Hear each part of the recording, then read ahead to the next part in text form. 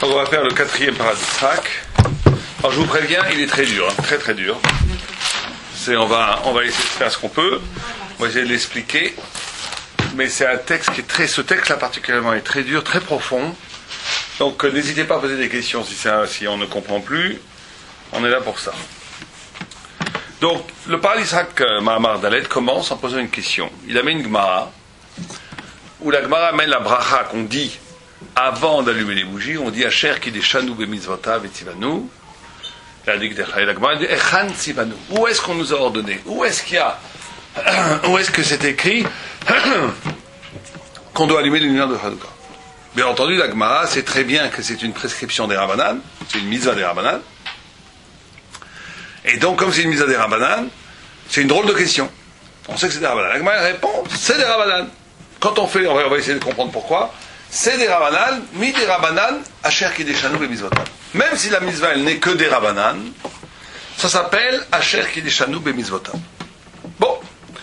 La question que pose le Paraditzrak, c'est de dire pourquoi est-ce que cette question-là est posée d'Afkan en Hanouka, alors qu'on a vu énormément de mitzvot des Rabbanan, comme Purim, par exemple, qui est avant Hanouka, où on dit Asher kideshanu b'mitzvotav d'Ikro Megillah, par exemple. Il y a d'autres, énormément de mitzvot des Rabbanan où on fait des brachot. Les 7 jours, par exemple, il n'y a que le premier jour où le Lulav, c'est des Rabbanan, c'est d'Oraïta. Tous les 6 autres jours, le Lulav, c'est des Rabbanan. On fait une bracha. Le deuxième jour du Shofar, c'est des Rabbanan, etc., etc. Donc la question, c'est la question qui commence par ça, on aura la réponse qu'à la fin. Pourquoi est-ce que Davka dans Hanouka, on pose cette question? Alors il commence comme ça. Il amène le fameux enseignement que la Grèce a Mechacher et Nehem chez l'Israël. A obscurci, je ne sais pas si ça se dit en français, enténébré, ont rendu ténébreux le regard des yeux d'Israël. Et il dit tout de suite que ces ténèbres ne sont pas simplement le résultat d'un bitul Torah, c'est pas simplement qu'ils nous ont empêchés d'étudier la Torah, mais que la Grèce commet essentiellement un oubli.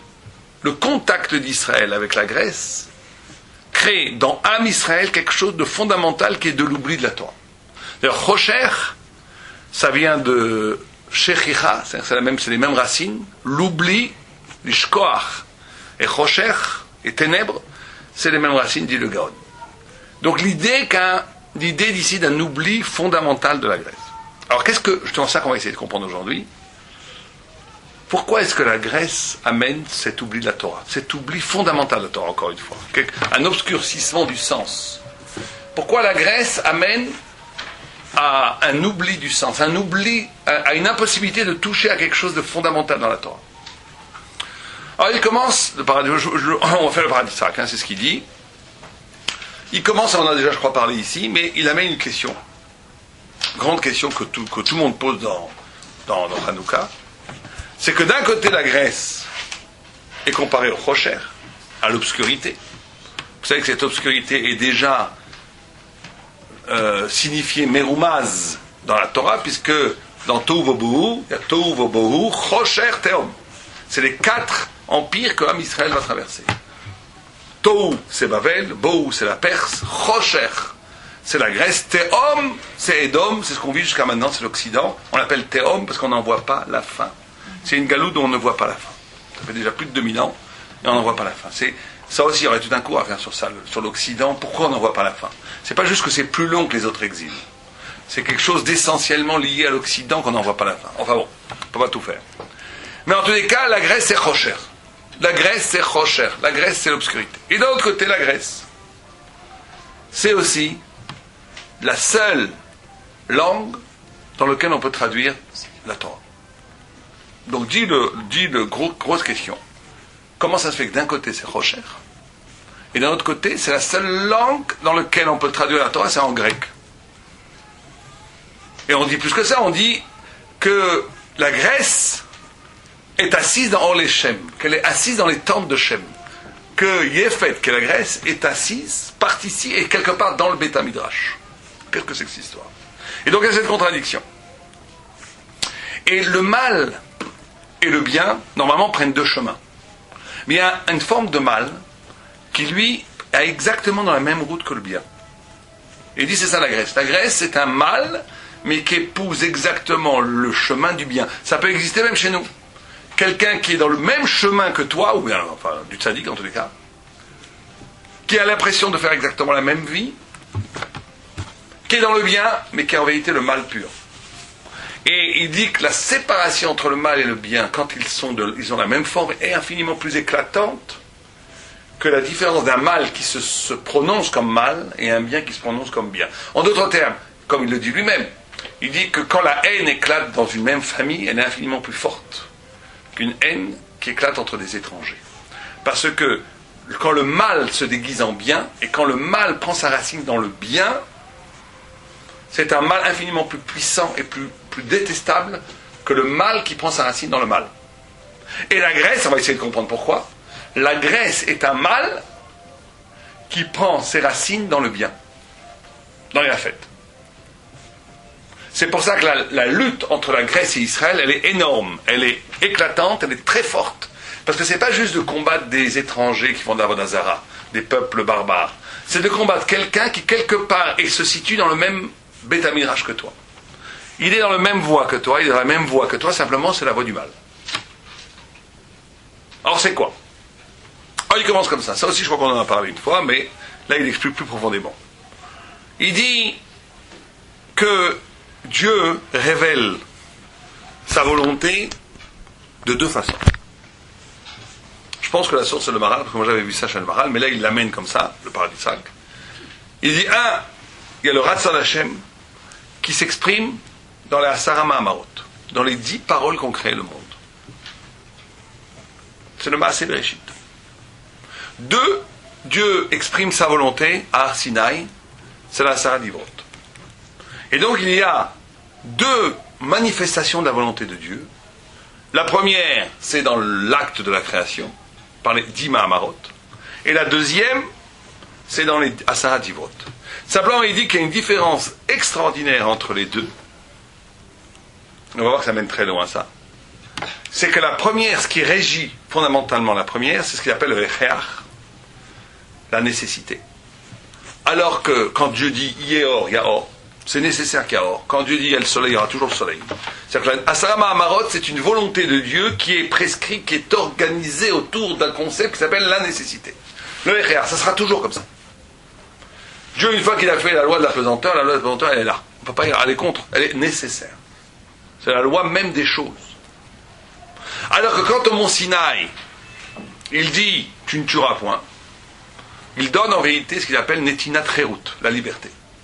Parce que tu ne tueras point, tu peux tuer ou tu peux ne pas tuer. En vérité, le tzaddik ne peut pas tuer. Le tzaddik arrive à un niveau où la parole de la liberté est nécessaire, devient impossible, c'est impossible de tuer. Mais il y a une possibilité en fait de tuer. Donc c'est la liberté qui est donnée sur le mont Sinaï. Et il y a 2 systèmes de volonté. Une volonté qui est le Maaseh Bereshit, les Asara Mahamarot. Et il y a une deuxième volonté, ça c'est la volonté de Dieu dans la nature même des choses. La création elle-même. Et il y a une deuxième manifestation de la volonté, c'est une volonté qui t'est adressée à toi. Et c'est là où le paradis sac dit quelque chose d'original qu'on n'avait pas dit quand on avait un peu parlé de ça dans d'autres fois. Il dit une chose extraordinaire. Il dit, on va l'illustrer avec 3 exemples. Il dit, la nature, la chorma, qui est la chorma, on l'a tous compris, c'est la Grèce. La Grèce puise son intelligence dans les Asara Mahamarot. C'est pour ça que la Grèce est d'essence divine. C'est pas un peuple barbare, un peuple qui se trompe. C'est un peuple qui dit la vérité du monde telle qu'elle est exposée dans son évidence de Maaseh Bereshit. C'est le peuple de la philosophie et le peuple de la science. C'est la révélation de la réalité. Mais la réalité aussi est la volonté de Dieu. Et on va voir ça, on va voir les. Mais cette volonté de Dieu exprimée par la création est régie par la nécessité. Alors que la vérité qui est établie au mont Sinaï est régie par la liberté. C'est quelque chose qui t'est adressé à toi. Tu peux le faire comme tu ne peux pas le faire. La différence entre la nécessité et la liberté, dit le paradis sac, ça va être ce qu'on appelle les textes kabbalistiques, mais aussi les textes plus classiques, la différence entre une chorma chitzonite ou une chorma pnimit. Quelque chose d'extérieur ou quelque chose d'intérieur. Et il dit là une chose formidable. Il dit que la chorma chitzonite, la chorma pourtant d'origine divine, qui est dans le Asara Mamot, à première vue, en tous les cas, comme la Grèce la comprenne, ne t'apporte rien à toi. Ne t'apporte rien à toi. Que le monde soit rond ou carré, ça ne change pas ta vie. Que la tour, que le soleil soit à combien de kilomètres de la terre, ça ne change pas ta vie. Les choses telles qu'elles sont, la chokhmat qui est Gévanit, la chokhmat tivit, qui est la description de Asara Mahamarot, qui sont l'énigme de la création, c'est magnifique, mais ça ne touche jamais le centre de ton être. Jamais le cœur de ton être. Alors que la Asara d'Ivrot, qui sont dits sur le mont Sinaï, elles ne font qu'une chose, parler au cœur de ton âme. Elles te parlent à l'intérieur de toi. Et donc ça modifie, ça devient cette science, on va appeler une science surnaturelle qu'est la Torah, elle va transformer ton être, elle va rendre ton être surnaturel. Elle va rendre ton être kadosh. Alors que toute la science, ou le savoir d'Asara Mahamarot, à première vue, en tous les cas comme c'est exposé chez les Grecs, on va voir qu'on peut dépasser ça, c'est quelque chose qui ne touche jamais le cœur de ton être. C'est pour ça qu'on appelle Chokhmat Chitzoniot. Chokhmat Chitzonit ou Chokhmat Pnimit. Pnimit, ça veut dire que c'est une parole d'intelligence qui bouscule l'intériorité de ton être, qui t'éveille à toi-même au sens de toi le plus intime, le plus extraordinaire. Chokhmat Chitzonit, c'est magnifique, mais c'est quelque chose qui n'a aucun rapport avec toi, qui ne te bouscule pas, qui ne te change pas. On donne des exemples pour comprendre ça. On va donner 3 exemples. Premier exemple, il nous arrive dans la vie des épreuves. Il nous arrive dans la vie des événements. Aussi, pas forcément que des épreuves, il nous arrive des grandes joies. Il nous arrive des épreuves. Cette épreuve ou cette grande joie va devenir intéressante pour toi que si tu lui donnes un sens. Si tu n'es pas capable de donner un sens à une épreuve, si tu ne fais que vivre l'angoisse de l'épreuve, ou l'énervement de l'épreuve, ou la haine de l'épreuve, ou tout ce que vous voulez, des gens vous ont agressé, vous en voulez le tuer, vous pensez qu'à ça, ou bien le contraire, et vous avez gagné au loto, vous êtes super content, mais vous pensez que quelle voiture vous allez vous acheter, etc. Donc ça ne donne aucun sens à la vie. C'est des choses qui arrivent à l'extérieur, et donc en vérité, si on ne donne pas sens aux choses, on est complètement instrumentalisé par les. Vous comprenez bien ce que ça veut dire? C'est-à-dire que nous sommes nous-mêmes un élément de l'être. On est extérieur. On est nous-mêmes extérieurs. Alors que si on a le pouvoir de donner un sens aux choses, c'est très dur, il y a des choses, on peut pas donner. Il y a des gens, ils ne peuvent pas donner, toute leur vie, ils ne peuvent pas donner de sens. La perte de quelqu'un de très cher, d'un enfant et tout, il y a des gens, toute leur vie va s'articuler autour de l'incapacité de donner sens à ça. On peut pas, il y a des choses, mais en vérité, on ne peut pas le dire nous parce qu'on doit être humble. Mais en vérité, il faudrait qu'un grand rave dise à ces personnes que tout doit avoir sens. Il ne s'en sortira pas tant qu'elle ne donne pas sens. Il faut donner sens aux choses. Si on ne donne pas sens aux choses, la chose reste ritsonite. Si elle reste ritsonite, elle me manipule. C'est genre comme ça. Elle me manipule. C'est-à-dire, je suis dans la main de l'événement. Je suis un esclave de l'événement. Alors que si je donne sens à la chose, je me l'approprie. Et si je me l'approprie, c'est moi qui deviens le maître de l'événement. Ça, c'est une traduction, si vous préférez, quotidienne de 2 approches de l'intelligence, extérieure, intérieure. Deuxième exemple, pour bien comprendre, parce que c'est en vérité, ce soir, on veut comprendre que ça, presque. Deuxième exemple, qui est amené aussi par le Paradisrak dans un autre texte. Et je crois qu'on a parlé de ça aussi ici. C'est un texte extraordinaire du Ramban, où il compare la mort de Moïse avec la mort de Socrate. Le Ramban amène Socrate. Et vous savez que Socrates, quand il a été mis en prison par la cité de Athènes, ils ont voulu le tuer. Ils ont fait un beddin à Goïm, ils ont dit vous êtes Rahabita. Pourquoi vous êtes Rahabita? Parce que vous êtes subversif pour la cité. Vos idées nouvelles sont des idées dangereuses. Et lui, il y a plusieurs textes pourquoi il refuse de.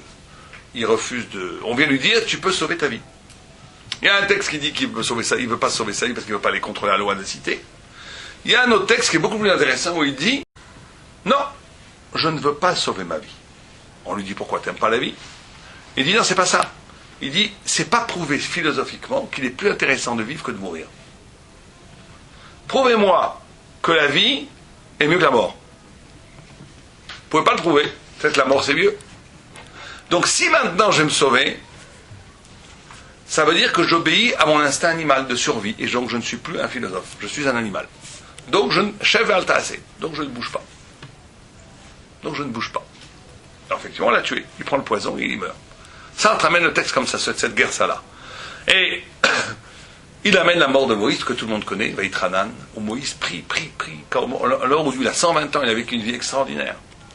Il a fait toutes les mitzvot du monde, sauf celle que c'est en Eretz Israël. Il a vécu l'épopée humaine, la plus fantastique qu'aucun humain n'a jamais vécu et qui ne vivra jamais. Personne n'a pu vivre, ne vivra jamais la plénitude de l'existence de Moshe Rabbeinu. Moshe Rabbeinu est arrivé au summum de l'existence totale qu'un humain peut arriver. Au point, le texte dit que c'était Me'at Elohim, qui manquait un petit peu, il était un petit peu moins que Dieu, ce qui est impossible à comprendre pour nous. C'est-à-dire qu'il arrivait à une plénitude d'existence où chaque seconde était vécue non seulement au niveau émotionnel, mais au niveau intellectuel et au niveau de l'envergure, de la largesse, si vous préférez, du bonheur d'exister. C'est Moshe Rabbeinu.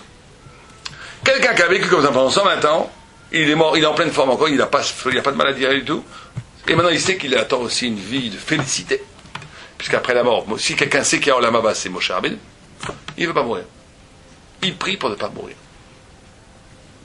Plus que ça, le Zohar dit que l'âme de Moshe Rabbeinu ne voulait pas aller au Olam Haba parce qu'elle disait je suis mieux dans le corps de Moshe Rabbeinu. Il avait sanctifié son corps au point où son corps était le lieu du Olam Haba. Donc pourquoi est-ce qu'il va encore vivre? Et dit le Ramban, à première vue, ça a l'air incroyable. On a ici un goy qui est arrivé au niveau de détachement extraordinaire où il s'en fiche de mourir ou de vivre, et on a notre plus grand homme qui veut continuer à vivre. Ça a l'air de façon superficielle plus classe l'attitude de Socrate. Et dit le Ramban, ce qu'on vient de dire maintenant, il dit non, c'est tout à fait normal. Il dit au moins Socrate était logique, était honnête avec lui-même. Parce qu'il vit, Socrate vit dans quelle science, dans quelle chokhma? Chokhmat Yevanit. Chokhmat Yevanit, c'est Chokhmat Chitzonit. Enfin, on vient d'expliquer que Chokhmat Chitzonit, c'est quoi? C'est d'expliquer les choses comme elles sont. Mais on vient d'expliquer que quand t'as beau expliquer de plus en plus comment le monde il est, comment les choses sont, ça ne touche jamais ton avis. Ça ne modifie jamais ton être. Donc, il n'y a aucune raison de vivre ou plutôt de mourir. Bon, c'est vrai, dans ce système-là, mourir ou vivre est équivalent. Puisque ça ne touche pas, puisque tout est extérieur. Quand l'intelligence est extérieure à ma vie, quand le sens est extérieur à ma vie, à mon existence, alors, mourir ou vivre, c'est pareil. Mais ce qu'a fait Moshe Rabbeinu, c'est exactement le contraire, puisqu'il avait la Torah Pnimi, il avait la Saradivra en première loge.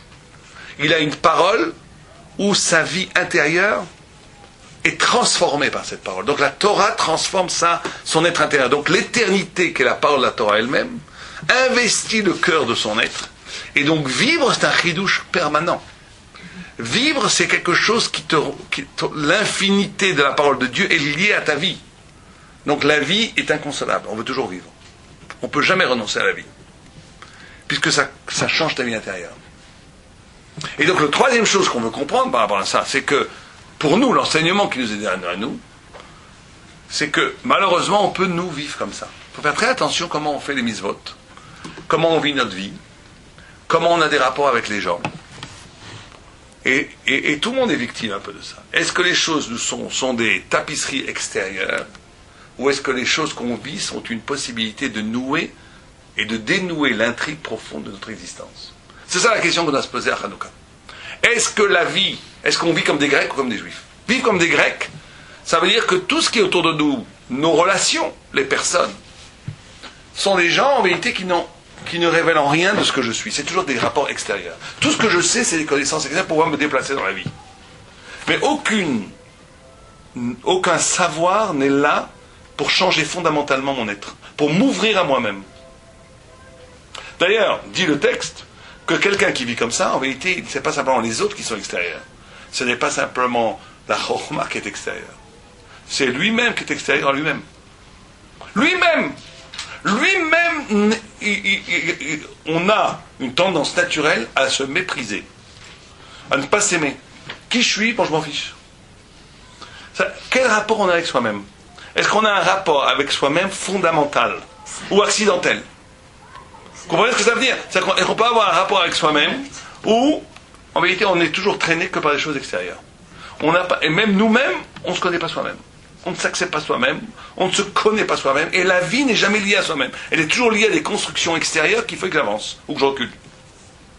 mais qu'il n'y a pas un moment donné où quelque chose, un événement, le tzaddik, chaque événement, chaque lecture de texte, chaque cours qu'il écoute, chaque parole qu'il écoute, chaque relation avec l'autre, est la possibilité d'une révélation d'une de ses facettes à lui qui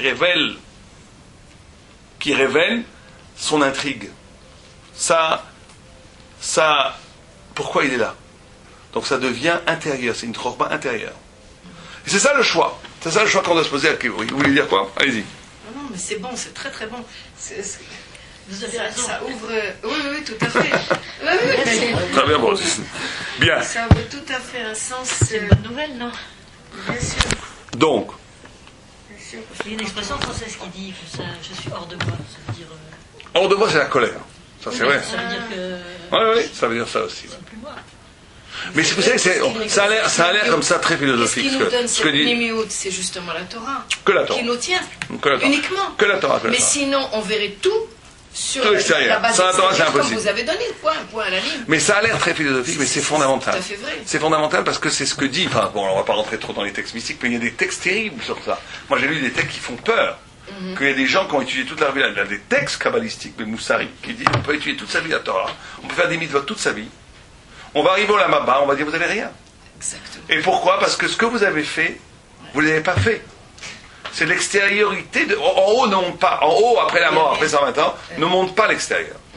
Ce qui monte, c'est que l'intérieur. Parce que la Comment Pnimiout n'y était pas dans la manière de faire les choses. Oh, Exactement. alors c'est une bonne question ça. Comment on fait pour les avoir à l'intérieur? Ça, c'est très important. C'est un ressenti, je crois, personnel de chaque être.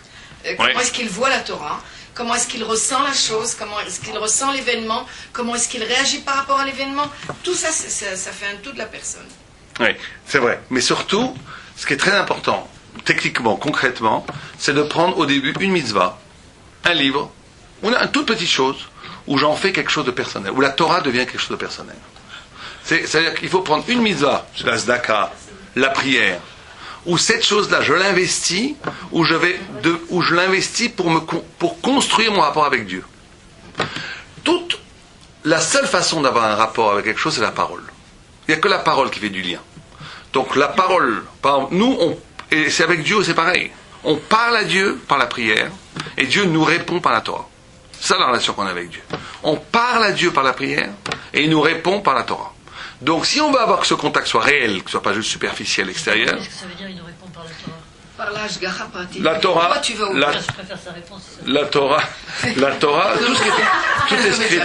tout ce qui est écrit dans la Torah, c'est Dieu qui nous parle. Comment nous on s'adresse à lui par la tefila. Alors ça, je vous donne un exemple très simple. Comment je prie? Est-ce qu'à un moment donné, je demande à Dieu, est-ce que je vois vraiment Dieu en face de moi et je lui demande quelque chose de personnel? Ça, dans la tefila, je vous dis ça parce que pratiquement les gens le font, ça, dans la tefila. La tefila, c'est quand même rare qu'on prie juste tout extérieur. À moins qu'on soit milliardaire, qu'on ait la bonne santé, que tout va bien, la plupart des gens ont quand même des besoins. Quand ils ont des besoins ici, qui croient un tantinet à Dieu, ils vont quand même prier. Ça, c'est un rapport où on a un rapport personnel avec Dieu. Le problème, c'est que la prière... Donc on prie avec Dieu. Et quand on prie avec Dieu, donc là on fait une mitzvah qui est liée à quelque chose au cœur de mon être. Et quand on fait la tzedaka, comment on peut parler? Alors, la zaka, c'est encore la même chose. On prend l'exemple que vous avez donné. Oui, tout à fait. Si la zaka, pourquoi? Alors encore une fois, c'est tout le travail de Moussar, ça. Pourquoi je fais la zaka? Comment je la fais? Est-ce que je la fais pour me donner bonne conscience? Est-ce que je la fais parce que Dieu le dit? Et quand Dieu le dit, ça ouvre en moi une côte. Comment je vais lier ma générosité naturelle à la parole de Dieu qu'il faut donner à zaka? Quand je fais le lien entre les deux, ça devient intérieur. C'est-à-dire, si je fais ça que de façon parce que j'ai bon cœur, c'est bien, mais je le lis pas à l'éternité. Si je le fais que parce que c'est comme ça, pourquoi pas, je ne lis pas quelque chose qui est en moi. Donc il faut essayer toujours de lier ces deux dimensions. La dimension de, moi, mon être intérieur, avec la parole de Dieu. Mais ça s'appelle une mitzvah quand c'est lié avec le lien avec son intérieur. Mais si on ne le fait pas avec le lien Ça intérieur... s'appelle aussi une mitzvah, mais ce qui reste dans la mitzvah, c'est comment l'acte a révélé en toi ta shayachut, ton appartenance à la parole de Dieu. Vous voulez dire que si on donne de la tzedaka uniquement parce que Dieu l'a ordonné, ça suffit pas? Ça suffit. Il Vous faut avez une ressentir. mitzvah, mais Non, mais qu'est-ce il qui faut va vous rester ressentir. à vous? Pas une question de ressentir. C'est comment cet acte, pour qu'il ne soit pas assez juste de coffre, comme on a dit, assez juste extérieur, comment cette mitzvah en vous, vous la traduisez, effectivement aussi émotionnellement, mais aussi intellectuellement, comme aussi un lien avec Hachem. Vous le faites parce que Hachem vous l'avait dit. Comme un enfant qui va apporter du pain à un pauvre, parce que son père lui a envoyé. Si je fais ce que mon père dit, j'ai un lien avec mon père. Mais si j'oublie que c'est mon père qui m'a envoyé, j'ai plus de lien avec mon père. Donc il faut se rappeler que chaque mitzvah est l'occasion d'un lien. Et comment ce lien révèle une facette de mon être. Ça c'est très important dans l'exercice quotidien. J'ai lu un texte dans les textes mystiques qui dit une chose très étonnante. Il dit que pour arriver à faire véritablement la Torah, il faut d'abord connaître son corps, après son âme, après le monde, et après la parole de la Torah. Et il dit ce texte que si on ne connaît pas ces trois choses avant là, on ne peut même pas écouter la parole de la Torah. Ça veut dire qu'il dit, il dit de façon mystique ce qu'on dit nous. Quelqu'un qui va écouter une parole de Torah, ça va avoir conscience de ce qu'il est lui-même. Ça va être des choses extérieures, encore une fois. Le texte, c'est un texte mystique éminemment qui est accepté par tout le monde. Je veux dire, c'est un texte qui a 400 ans. Qui dit que, avant tout, il faut connaître son corps. Incroyable. On croirait presque un truc qu'il faut connaître son corps. C'est-à-dire quoi connaître son corps? C'est-à-dire accepter sa présence à soi-même avant toute construction. Il y a des gens, nous sommes tous victimes de ça, on n'a même plus conscience de sa présence à soi. On s'est oublié. On n'est que dans des constructions extérieures ou sociales, ou même spirituelles, qui nous font oublier complètement la présence de nous à nous-mêmes. On s'oublie, on n'existe plus. On ne vit plus qui on est. Je crois pas qu'on s'oublie, au contraire, on oublie peut-être les autres. Mais ça aussi, ouais. Mais là, il dit, ça, vous parlez d'autre chose. Là, vous parlez, c'est vrai que la notion d'égoïsme n'est pas du tout. On parle ici d'une conscience aiguë, physique et spirituelle de soi, de qui je suis. Comme des lunettes pour écouter la Torah. Il dit qu'on ne peut écouter la Torah que si on a la conscience aiguë de son corps, après la conscience aiguë de son âme, après la conscience aiguë du monde, et ce n'est qu'après c'est la conscience aiguë, l'acceptation de ça qu'on peut écouter la Torah. Donc c'est presque une méditation hébraïque pour entrer en contact avec la parole de Dieu. Mais si on accepte la parole comme un donné comme ça, c'est une idée un petit peu difficile parce que le Choser B'Teshuva, s'il doit passer par toutes ces 4 phases, je crois qu'il sera... Il faut le travailler. Toutes les choses sont des objectifs. Il faut les travailler. Elles ne peuvent se faire qu'au travail. Oui, à travers le travail, de l'écoute de la Torah. Alors c'est ce qu'il dit. Qu'on arriverait à ça, éventuellement. Bien sûr, c'est ce que dit le texte. Il dit que toutes ces étapes, elles passent qu'à travers la Torah. Uniquement. Trop. Ok. Or, ce que dit... Oui, allez-y. Par rapport à l'exemple de votre que vous avez donné, oui. dans la tefila, il y a, comme vous dites, il y a la demande. Il n'y a pas que la demande. Bien sûr, mais on lui parle. Autour, on lui parle. Oui, on lui parle. On fait l'éloge de Dieu. Jvar. Dans la tefila, on fait 4 choses. Jvar. On demande. On remercie. Et 4, on peut aussi faire une ta'ana. Ça, c'est rare. Il faut faire attention. On peut faire une ta'ana. On a le droit d'être tohen. On a le droit de dire pourquoi Dieu tu fais ça. Mais que avant, jamais après. Si on fait après, c'est Morel Bemalchut. Mais dans les dînes de Melech, on peut aller devant le roi et dire pourquoi toi, en tant que roi, tu fais ça. Tu as le droit d'être tohen. Tu as le droit de dire à Dieu pourquoi il m'arrive ça. Pourquoi? Non, pourquoi est-ce que j'ai dans un futur, jamais dans un passé. Si quelqu'un il arrive un malheur, il n'a pas le droit de dire pourquoi Dieu tu m'as fait ça. Ça, c'est déjà Morel Bemalchut. Comme un roi. Un roi, avant qu'il fait quelque chose, tu peux aller discuter avec lui. Tu peux avoir une ta'ana. Tu as le droit d'avoir une ta'ana. De dire au roi, je suis tohen, que ça devrait peut-être être autrement. On a le droit de dire ça à Dieu. Mais une fois que c'est fait, là, il faut accepter. On ne peut jamais, après la fait... On peut très bien accepter en demandant quand même pour savoir pour Ézéchiel. Ça, c'est autre chose. On peut demander, fais-moi comprendre pourquoi ça s'est passé. Mais on ne peut pas dire, c'est une vakasha. Mais dans le chidouche de ce que disent les textes dans la tefila, c'est qu'on peut faire une ta'ana comme Abraham, Asdom, il avait une ta'ana. Il ne fait pas ça. Quand on sait qu'il va se passer, on sait par exemple Chadin qu'il peut se passer, là il faut prier pour Am Israël. Il faut prier pour qu'il n'y ait pas de grand malheur en Am Israël. Et une des façons de prier, c'est Ta'ana. C'est de dire, tu peux presque dire à Dieu, bon, chacun prie comme il peut, on ne va pas te faire de grandes généralités. Non, mais... Ça, c'est quelque chose de personnel. Oui, c'est... Bien, en tous les cas, cette dichotomie, cette différence qu'on a fait, cette hakira entre extérieur et intérieur, entre une science qui ne dit que la forme des choses et qui ne te bouleverse pas, qui ne t'amène rien intérieurement, et une science qui te parle à toi personnellement. Dieu, quand il parle au Mont Sinaï, chaque juif avait l'impression qu'il lui parlait à lui personnellement. C'est merveilleux. il parlait à 600 000 juifs en même temps, et chacun avait l'impression que toute la parole n'était que pour lui. C'est-à-dire quelqu'un, plus il est grand, plus quand il lit la Torah, il a l'impression que la Torah n'a été faite que pour lui. C'est exactement les mots qu'il lui faut pour comprendre ce qu'il doit faire dans le monde. Et donc, ces deux différences-là, qui se sont vécues au niveau existentiel, reflètent en vérité quelque chose d'ontologique. Ça veut dire, dans le monde lui-même, que Dieu a créé tout l'univers entier, donc la nécessité, donc la loi d'une nécessité, que pour une seule chose, que pour donner la Torah. C'est-à-dire que de la même façon qu'on a dit qu'au niveau intérieur, au niveau chacun, il y a ces différences entre intérieur et extérieur, le monde lui-même, la planète et tout l'univers entier a été créé que pour une seule chose. Que pour que le monde de la nécessité n'a été créé que pour que le monde de la liberté. Le monde de la nécessité a été créé que pour le matan cherut, comme dit le Paralistrak. Ce qui arrive à quelque chose d'éminemment paradoxal et intéressant, c'est que la nécessité, elle devient relative, et que la liberté, elle devient fondamentale. La liberté spirituelle devient fondamentale. Les lois qui organisent tout l'univers sont relatives, puisqu'elles ne sont pas premières. Parce que tout ça, elles ont un sens, un but, c'est le don de la Torah. Et il dit, et là on touche au cœur du sujet, c'est pour ça que le Maharal de Prague dit que la guerre entre nous et la Grèce, c'est exactement ce point-là. Le scandale pour la Grèce, parce que la Grèce est, encore une fois, est la révélation de la nécessité. C'est pour ça que la Grèce invente les mathématiques.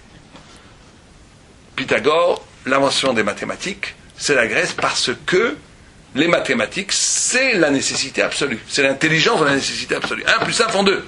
On peut tout sauter en l'air tant qu'on veut, ça fait 2.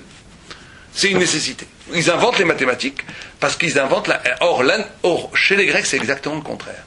L'espace du monde est premier, et à l'intérieur de cet espace, vous avez toute la liberté possible, vous faites ce que vous voulez. Mais on ne peut pas remettre en cause, et surtout, les lois naturelles ne dépendent pas de la liberté du juif. Ça, c'est un scandale pour les Grecs. C'est ça qu'ils veulent détruire en Israël.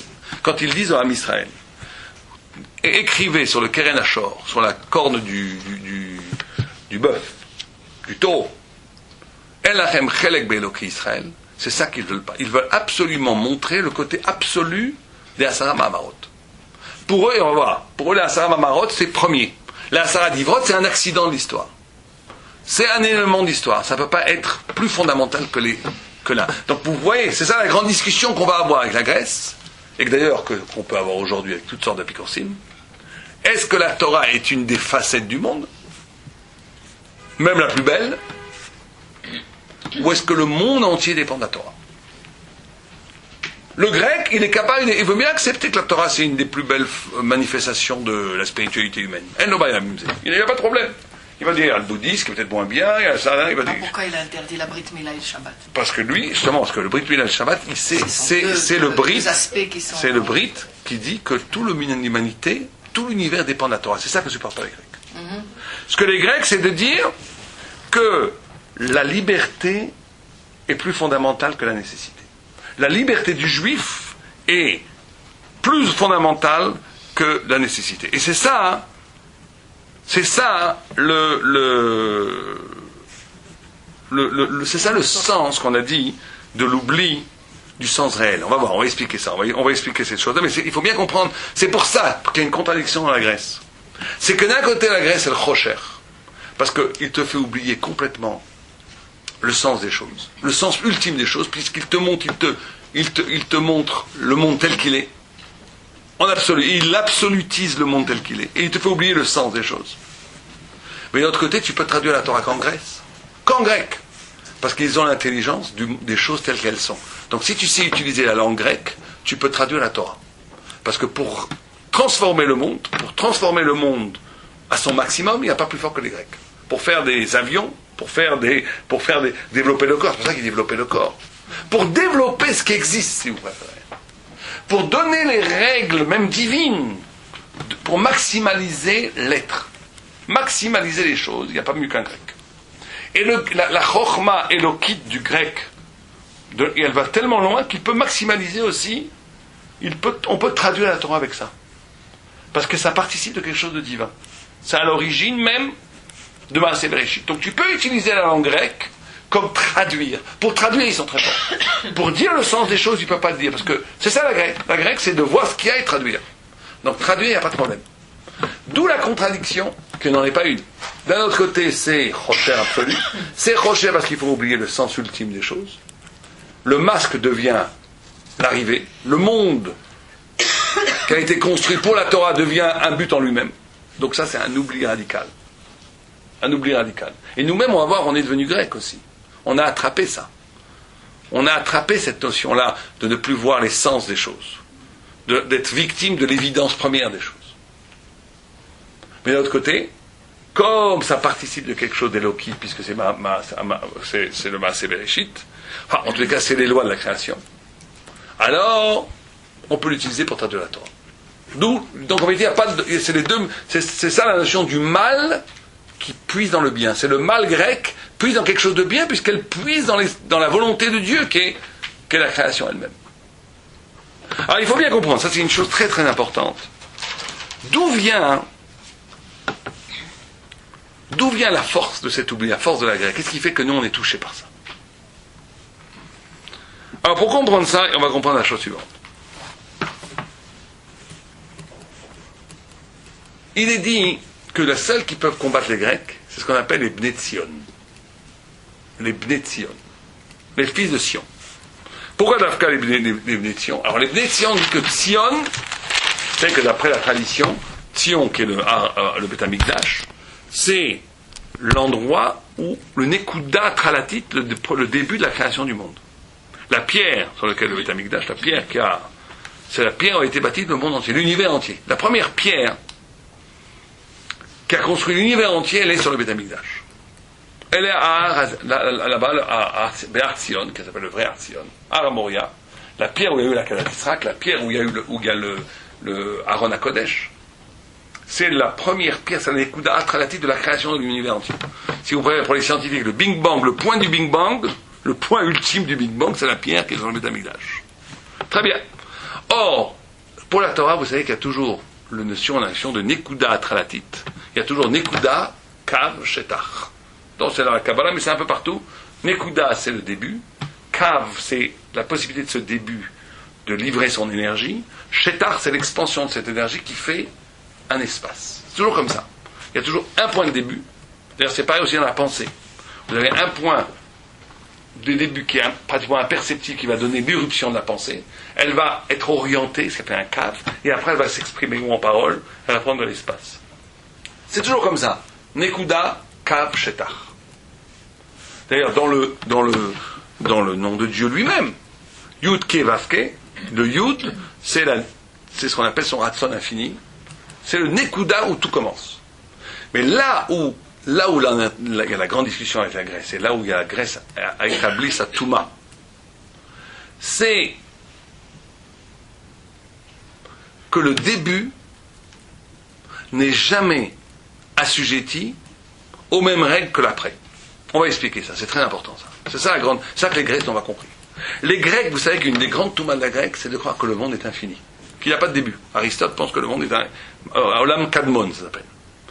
Pourquoi est-ce qu'il pense que le monde n'a pas de début? Pourquoi? Prenons un exemple, par exemple, le temps.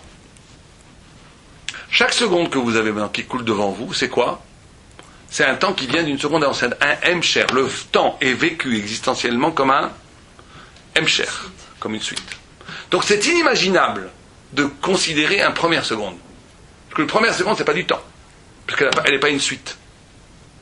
En d'autres termes, si on essaie de comprendre le monde à partir, ce que dit par l'Israël, c'est le côté un peu difficile à comprendre, mais si on essaie de comprendre le monde, et ça nous touche éminemment ça, on essaie de comprendre le monde à partir des structures de l'être tel qu'il est aujourd'hui, on ne comprendra jamais le début.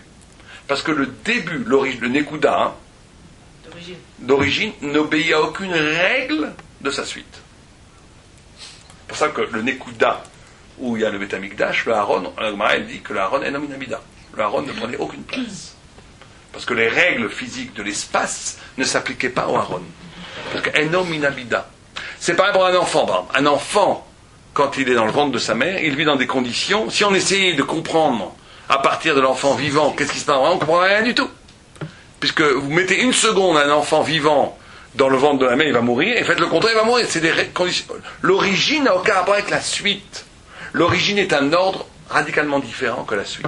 L'origine est toujours modulée par une forme qui n'a aucun rapport avec la suite. Et ça, c'est la grande question, le grand débat avec la Grèce. Les Grecs, c'est pour ça qu'ils s'appellent Namer, ils sont comparés à la panthère dans le rêve de Daniel, c'est la chutzpah. Ils réduisent le sens à ce qu'ils voient. C'est là la chutzpah. La chutzpah, c'est de voir un tout petit espace de ce que tu vois, tu dis c'est la totalité de l'être. Donc eux, ils projettent le sens de l'être à partir des structures du monde existant maintenant. Et ils ont un oubli absolu de l'origine. De l'origine. Or, l'origine obéit à des lois infinies, complètement infinies, qui n'ont aucun rapport avec le fini qu'est le Hemsher. Et donc, c'est ça, si vous préférez, le grand combat avec la Grèce. Est-ce que on va comprendre le sens de l'être à partir de l'être là, ou est-ce qu'on va être sensible à quelque chose qui était avant l'être? Est-ce qu'on va pouvoir être capable d'écouter quelque chose qui était avant l'être, avant tout ce qu'il y a ici, qui est l'origine, et qui est shayach à moi? Et c'est ça que les Grecs nous font oublier. Les Grecs imposent une vision du monde où on oublie l'origine. On voit les choses où toute notre vision du monde, elle est organisée à partir des choses telles que je les vois maintenant. Mais qui nous coupent complètement du Yud qui est l'infini, qui est l'origine. Et ce qui est assez intéressant, très intéressant ça, c'est que la Gemara elle apporte l'histoire avec Alexandre le Grand. Alexandre le Grand, c'est le début de la Grèce. Il était né à Macédoine, il est devenu le roi de la Grèce, il est venu après l'empereur, il a conquis un espace incroyable. Puis quand il voulait même conquérir l'Inde, c'est ces généraux qui ont dit non, on va pas faire ça. En 10 ans, c'est pratiquement inhumain ce qu'il a fait. Et surtout, c'était un grand philosophe, Alexandre. C'était un disciple d'Aristote, et donc de Platon. Et il connaissait très très bien la philosophie, il était quelqu'un de très très grand, Alexandre. Très grand dans la Chokhmat, Agoim Ta'amin. Rien en Torah. Or, il s'est passé un événement très intéressant. C'est que quand Alexandre arrive en Israël pour dévaster Israël, Shimon HaTzadik a mis, la Gemara dit que ce n'est pas vraiment les habits, parce que c'est les habits du Kohen Gadol. Normalement, on n'a pas le droit de les sortir dehors. Certaines vues disent dans la Gemara qu'il les a sortis pour sauver Am Israël. D'autres vues, il a dit que c'était des habits dupliqués, comment on dit, pas les vrais habits du Beth Amikdash. En tous les cas, Shimon HaTzadik est sorti avec les habits ça avait l'air d'être, ou c'était les vrais habits du Beth Amikdash, ou exactement la réplique des habits du Beth Amikdash. Et il s'est mis devant Alexandre le Grand. Et Alexandre le Grand, il faut bien imaginer qu'Alexandre le Grand, c'est quelqu'un à ce moment-là qui incarne l'histoire, qui a en lui toute la philosophie grecque, qui est le disciple d'Aristote, c'est l'arme, c'est le bras armé d'Aristote, donc de Platon, donc de Socrate, et qui envahit le monde entier, qui a le pouvoir infini d'envahir le monde entier. Il est arrêté juste à cause de circonstances extrêmes. Il voulait envahir l'Inde, il est arrivé jusqu'en Inde. L'empire, juste avant la dislocation de l'empire grec, c'était de Macédoine, d'Italie, jusqu'à l'Inde. Et je crois qu'il n'y a pas eu d'empire aussi grand. Et il voulait prendre l'Inde lui-même. Et donc cet homme-là, qui est l'histoire, qui incarne l'intelligence maximum d'un être humain, sans la Torah, Chokhmat Ta'amin, qui incarne la puissance politique, la beauté, tout ce que vous voulez, arrive devant Shimon HaTzadik et il s'agenouille devant lui. S'agenouille devant lui. Et les généraux disent Meler Gadol Kamocha Ishtachave Lifnei, ils vous disaient, eux ils ne voyaient rien.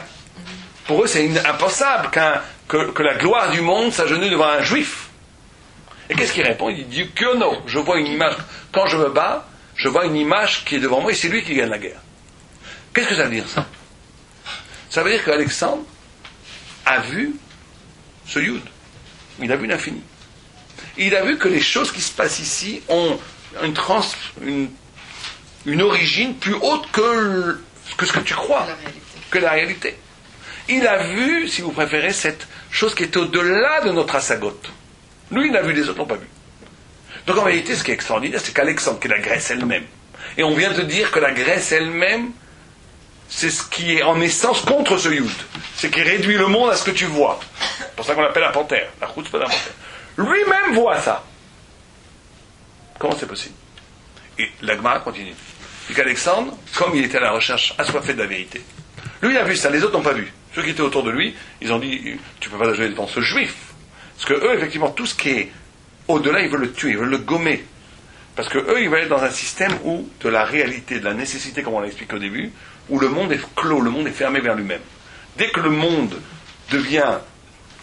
Comprenez, il faut comprendre ce que ça veut dire pour quelqu'un qui pense vraiment, c'est impossible d'accepter ça si tu n'as pas la Torah. De croire que ta propre vie, elle est dépendante d'un ailleurs. Vous savez ce que ça veut dire?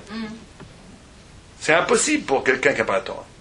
De croire que le sens de l'univers entier, de toute l'Amérique, ne dépend que de la liberté de la Torah. C'est impossible, c'est insupportable comme idée. Les Grecs veulent absolument détruire cette idée. Ils ne peuvent pas être tributaires de la liberté d'un autre peuple. C'est impossible. Or, c'est ça qui se passe. Parce que toute l'humanité entière est gérée, est conditionnée, est influencée par le destin du peuple juif. Et donc par la révélation de la vérité ultime qui est avant le monde, par ce Yud-là. Parce que nous sommes le peuple qui projetons la lumière de cet ailleurs. C'est pour ça qu'Am Israël est comparé à la lune. Il le ressentait ou il le vivait Qui?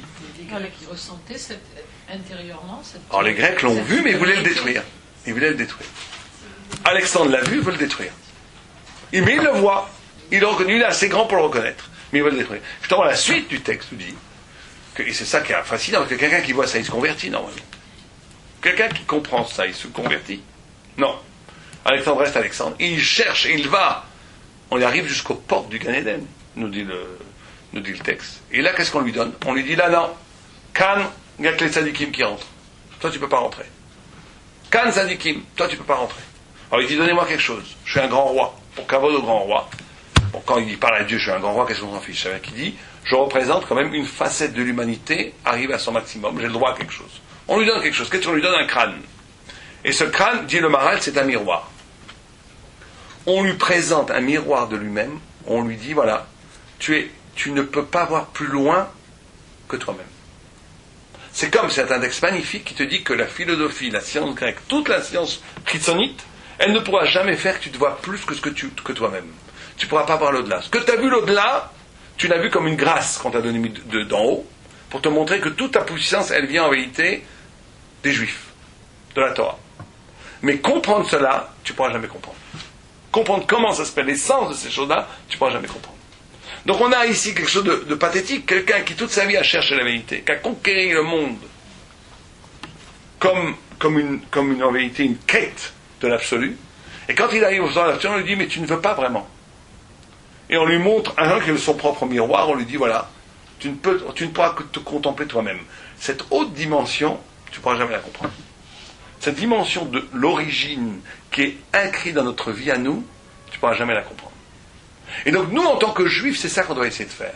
On doit essayer de actualiser quelque chose qui est beaucoup plus vieux que nous-mêmes, qui est l'origine même du monde, qui est la volonté infinie de Dieu, et de traduire notre vie par rapport à cet infini. C'est ça qu'on doit essayer de faire. De traduire la vie quotidienne qu'on a à la mesure de l'infini. Ne jamais être réduit par la finitude de l'événement quotidien qui se passe autour de nous. C'est ça qui nous est demandé. C'est ça qui est demandé à chaque juif. Et donc, le paradis continue et il dit la chose suivante. Et il dit donc les Grecs, et là on disait par rapport à ça, au Dima Amarot et au Divrot, paradis qui dit le peuple juif il est constitué par deux dimensions. Dimension des Havot, des pères, et dimension de Moshe Rabbeinu. Les Havot, Abraham, Isaac, Jacob, qui nous a constitués à nous, c'est la capacité, c'est ce qu'on appelle le Koach. Le Koach, ça veut dire la capacité de recevoir la Torah. Mais la Torah effective elle est donnée par qui? Par Moshe Rabbeinu. Au point que même la Brit Mila, au Guide Anaché, qui existait au temps des Havot, Abraham Avinu a fait la Brit Mila, Guide Anaché, Jacob déjà en a dit, il fallait que ça soit répété au Mont Sinaï. Toute la Torah effective, on la reçoit qu'au Mont Sinaï.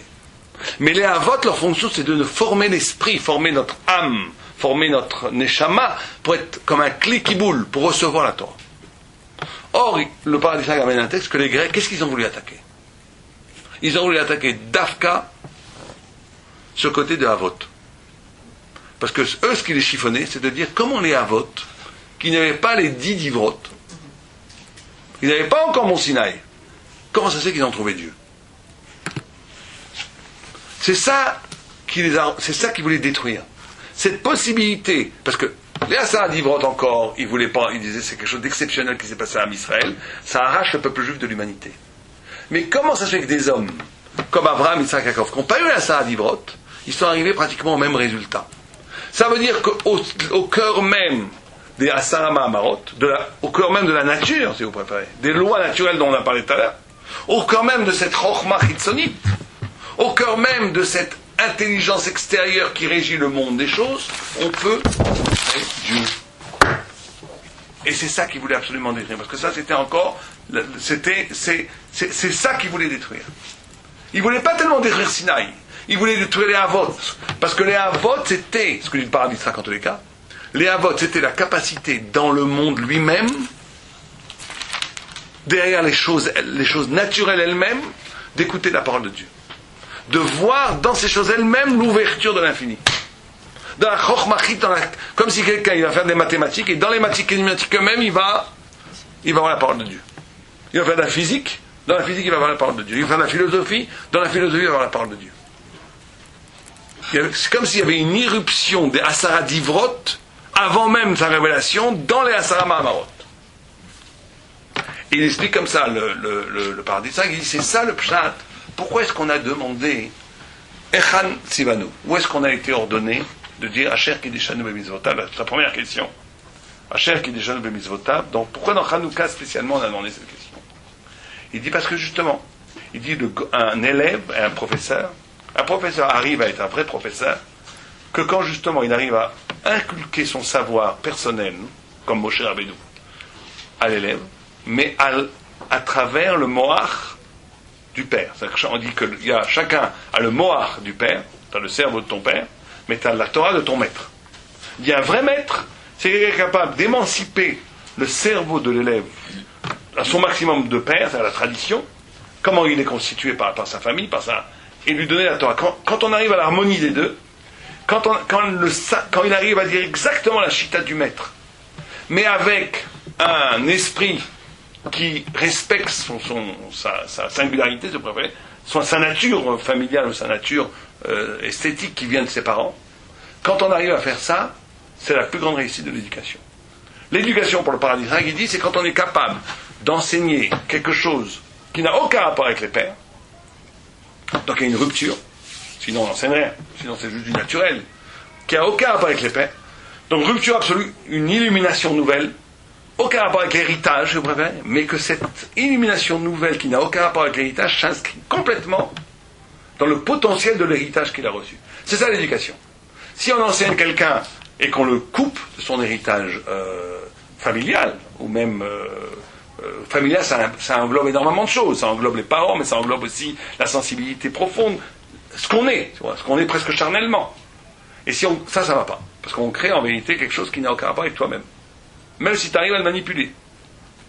D'un autre côté, si tu n'es que l'expression du familial, l'expression de ce que de tu deviens, ça ne va pas non plus.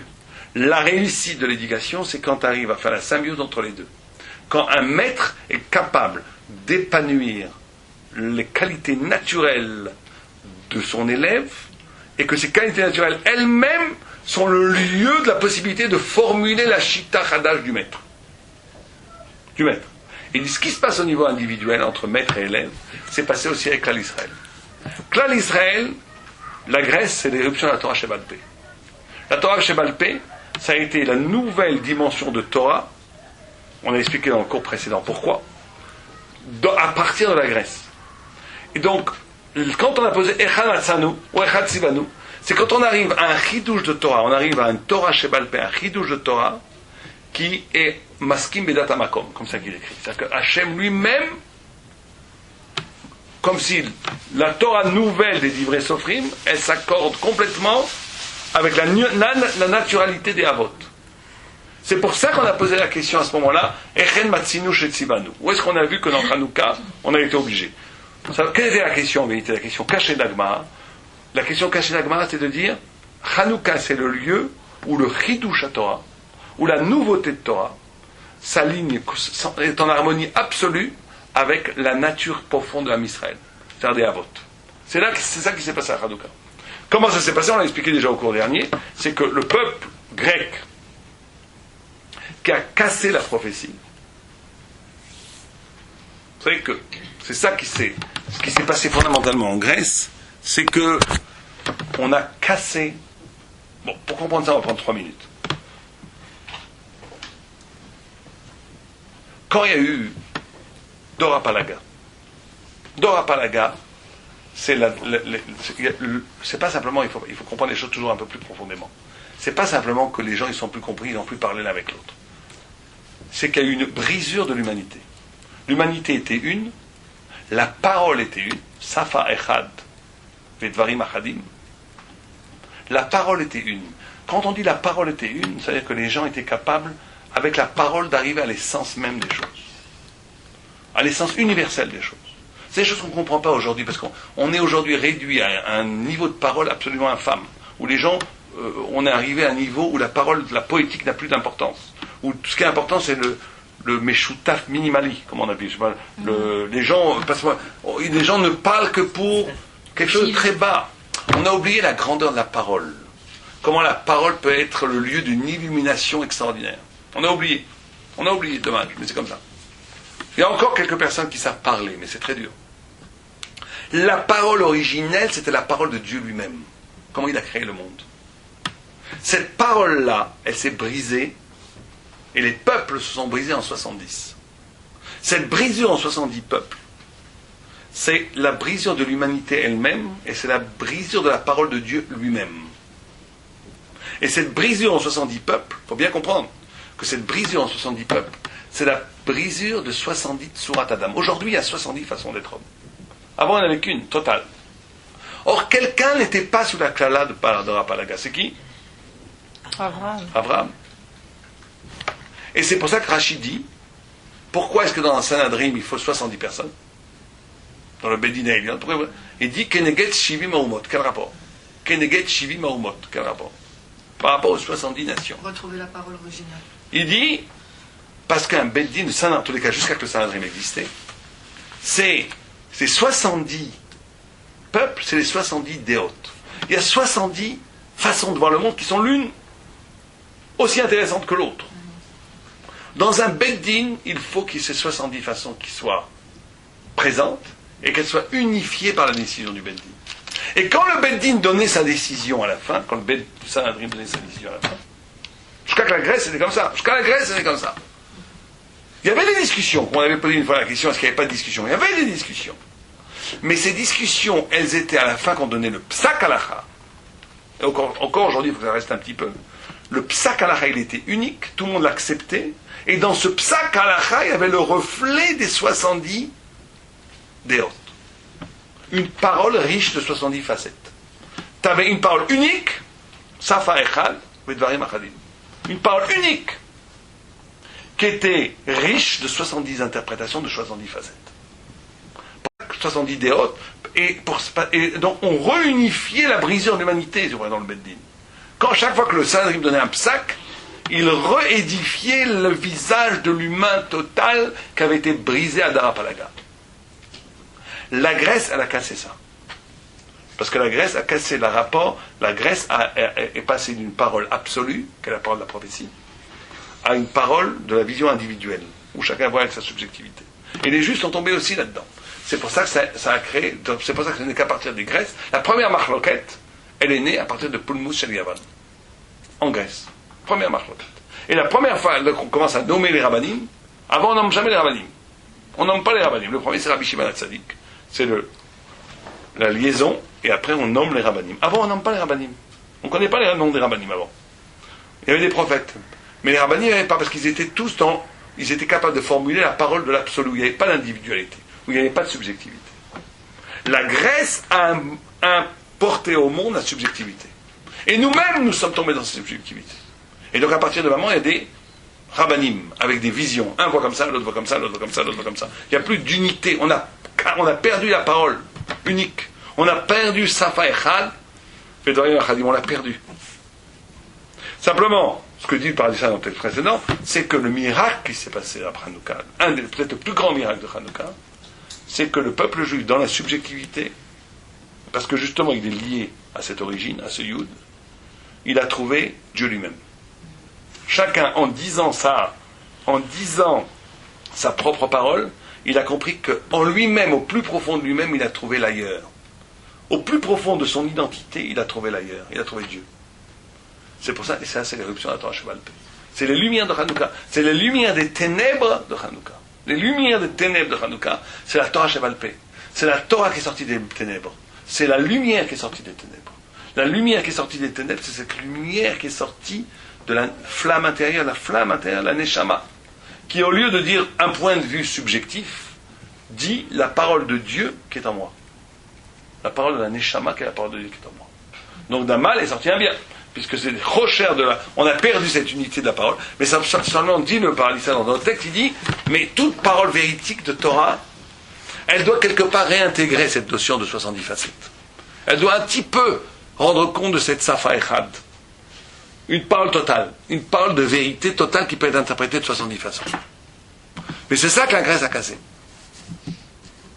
Et le chidouche, c'est vrai, là ce qui s'est passé à Hanouka, c'est que cette chidouche de livrer Sofrim, toute la Torah Shebaal Peh, qui ne nous vient pas du mont Sinaï à première vue de façon évidente, elle nous vient, ultimement ça vient du Sinaï, mais qui vient de nous. Et les Grecs nous ont forcé de puiser en nous la Torah. Et bien, cette chose-là, elle a été Maskim Bedat Hamakom. Hachem l'a accepté. Donc on a fait le lien entre les Havot, entre l'origine, si vous préférez, et la Torah. C'est pour ça qu'on dit Echan Tzivanu. Où est-ce qu'on a été ordonné? La question c'était, où est le lien entre le Chidush à Torah et Dieu? Entre Rabbanan et Sinaï. La réponse est que oui, il y a un lien. Parce qu'au fond de nous, on a trouvé la Torah. Mais donc ça, c'est quelque part, les Grecs nous ont permis de dévoiler tout un pan de Torah qui n'aurait pas été possible sans les Grecs. Ce n'est qu'à la fin de la prophétie, le Grand de Villény, que la Torah Shebaal Peh a pu s'éclore. Avant la prophétie, il n'y a pas de Torah Shebaal Peh, parce qu'il n'y a qu'une Torah chez Birtav, au sens où la parole elle-même est la parole du Dieu lui-même. La Torah chez Birtav, c'est Dieu qui parle.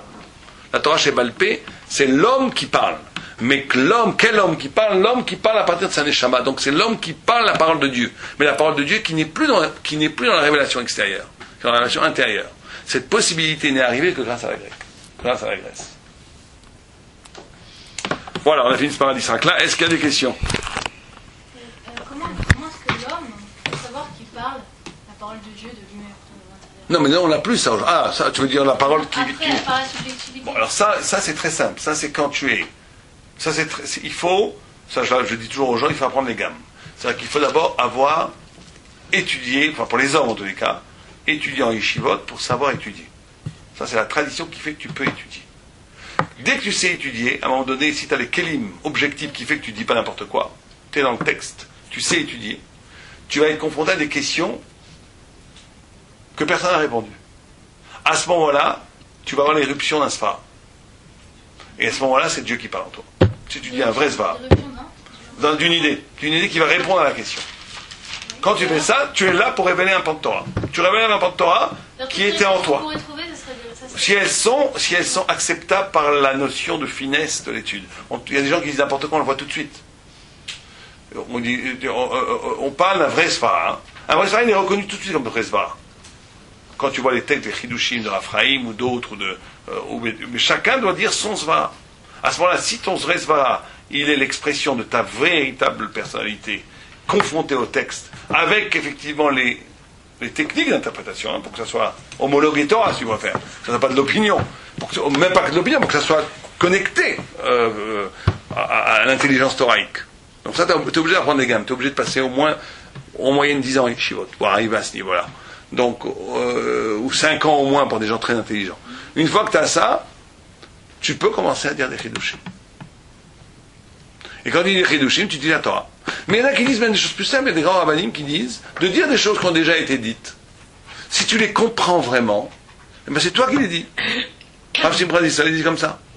Il dit si tu redis un Tosfot, mais tu le comprends avec tout ton être le plus... Eh ben c'est comme si c'est toi qui l'avais dit. Parce que tu le comprends.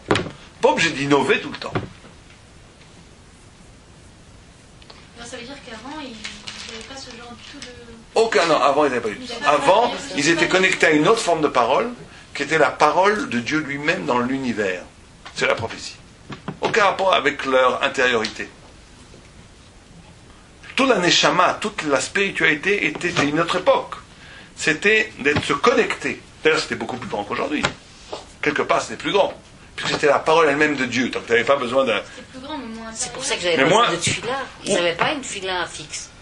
Oui, il n'y avait pas de Ils n'en avaient pas besoin à cause de ça. Peut-être c'est lié. Mais en tous les cas, leur façon de se lier à Dieu, c'était par la parole de Dieu elle-même. Nous maintenant, notre façon de nous lier à Dieu, c'est par notre intériorité elle-même. C'est la différence. Voilà, est-ce qu'il y a des questions? Est-ce que la Torah qui a été traduite en grec était entièrement traduite et est-ce qu'il n'y a pas eu après il y a eu La Torah, le Chumash a été entièrement traduit au début, mais avec les 70, c'est pour ça qu'on l'appelle la Septante, même en français. La Septante, c'est quoi? C'est 70. C'est 70 sages que le maître grec a mis dans 70 boîtes différentes, dans chambres différentes, enfermées pour qu'ils ne puissent pas communiquer entre eux. Et ils ont tous fait les mêmes erreurs, enfin les mêmes erreurs voulues. Ils n'ont pas dit Bereshit bara Elokim. Ils ont dit un goy, s'il entend Bereshit bara Elokim, il va comprendre que Bereshit, il a bara Chadesham Elokim. Donc il a créé Elokim bara Bereshit. Ils ont traduit, et les 70 ont fait les mêmes traductions exactement, alors qu'ils ont changé des choses. L'Agma donne toute une liste de choses, mais ils avaient l'intelligence commune de savoir ce qu'il fallait changer. Mais l'Agma dit que ce jour a été traduit la Torah en grec, 3 jours de ténèbres sont tombés sur le monde. Parce que la Torah, même si c'est la seule langue dans laquelle on peut le traduire, ça a été une réduction vertigineuse de la Torah. On a fait justement, ça c'est tout un autre texte, mais toute une des grandes toumas de la grecque, c'est sa lumière. C'est le fait qu'elle est capable de dire des choses qui doivent rester indicibles. Quand tu expliques philosophiquement des principes thoraïques, par exemple, tu les expliques. Et c'est pas faux d'ailleurs. Encore une fois, la Grèce n'est pas des barbares. Mais en les expliquant et que c'est pas faux, tu détruis le sens intime de la Torah. Pour ça, il faut faire très attention à l'outil philosophique. Il faut l'utiliser comme traduction, mais il faut que cette utilisation elle soit jamais absolue. Dès que tu expliques les choses de façon trop absolue, tu tues la transcendance qu'a la Torah. La Torah est toujours inépuisable. Ça va être une parole qui est toujours plus grande que ce que tu dis.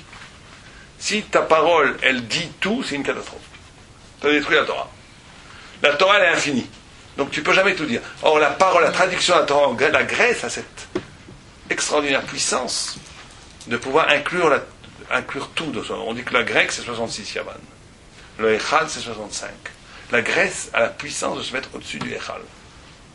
Elle se met au-dessus du Echal. Ça veut dire qu'elle peut intellectualiser. Elle peut te mettre dans son idée qu'est-ce que c'est le Echal. Elle va t'expliquer tout ce que c'est le Echal. Qu'est-ce que c'est le Beth Amikdash. Et en l'expliquant, elle le met à sa portée. Elle le finit. Elle le finit complètement. Non, elle peut intégrer le Echal. Mais on dit qu'est-ce qui dépasse la grecque? C'est Bina. Bina, c'est 67. Bina, c'est Davar Betor Davar. C'est ce que la Grèce ne peut pas toucher. C'est-à-dire que le Echal, il va être complètement englobé, expliqué par la Grèce au niveau de la structure, encore une fois, l'extériorité. Mais chaque chose est composée par Davar Betor Davar. Il y a quelque chose d'autre qui résonne dans la structure. Ça, la Grèce, elle ne touche pas. Là, on les dépasse. Là, Bina dépasse les... Et c'est pour ça que c'est lié au... pour ça que la Gemara, elle dit que c'est lié à Misirut Nefesh. On ne peut vaincre la Grèce que si on est capable de Misirut Nefesh. Et on ne peut vaincre la Grèce. C'est pour ça qu'il y a écrit aussi que Emunat Rachamim, c'est la façon de vaincre la Grèce. C'est-à-dire que tout ça est lié à un moment donné. On ne peut, si on est véritablement confronté à la Grèce, on ne peut le vaincre que si on est prêt à donner sa vie. Si justement on est au-delà. Sinon, si on reste au niveau terre à terre, si on reste au niveau du réel, on est dévoré par la Grèce. Ils sont plus forts. C'est l'explication des mots. Il faut à un moment donné être capable d'aller plus loin que le réel. Plus loin, là, si on est capable d'aller plus loin que le réel, plus loin que soi-même, on n'est pas capable de donner sa vie pour des idées de Torah, alors on va être plus fort que les Grecs.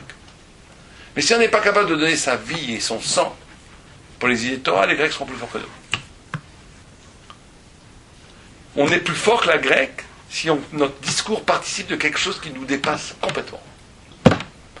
Si notre discours participe d'une chose, si on veut rationaliser, si on veut expliquer, si on veut truc, la Grèce, ils vont nous manger. Il faut Bina. Pour vaincre la grecque, c'est Bina. C'est Davar Betor Davar. Mais si on n'est que dans la Chochma, même des Tanaïm sont tombés sur la félicitation de la grecque. La Gemara a dit que Acher, son costume, quand on le secouait, il y avait plein de livres grecs qui tombaient. Plein de livres grecs qui tombaient. Et pourtant, Acher, c'est un tzaddik en kamo, c'était avant qu'il tombe. C'est le maître C'est le Chavruta de Rabbi Akiva, c'est le maître de Rabbi Meir. Rabbi Meir. C'est le maître de Rabbi Meir. Rabbi Meir apprenait de lui-même après qu'il soit devenu... et c'est un immense Talmid Chacham. Et même lui, on dit qu'une des raisons pour lesquelles il est tombé, c'est parce qu'il lisait trop de livres grecs.